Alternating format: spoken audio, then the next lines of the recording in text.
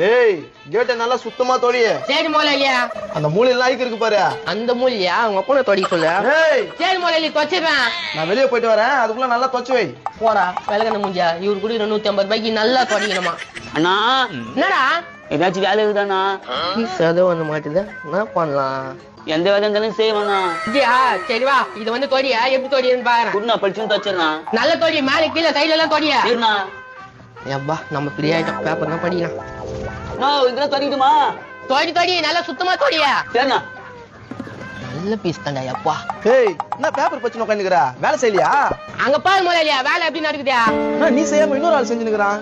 யார் செஞ்சா உனக்கு நடக்குதா? 150 ரூபா கூட. 500 ரூபாய் இருக்குதாடா? வேற எதாவது வேலை சொல்லியா கழிச்சுக்கிறேன். இங்க பாருப்பா, நாளைக்கு இந்த வேலை எல்லாம் இருக்குது. அஜா நாளைக்கா நீக்கே பண்ணிடுறேன். இன்னைக்கு நீ இது மட்டும் தான் அவன் சொன்னா. இப்பதான் ஆள் வேலைக்கு சேர்த்துட்டா. டேய் இங்க வா. முதலாளி.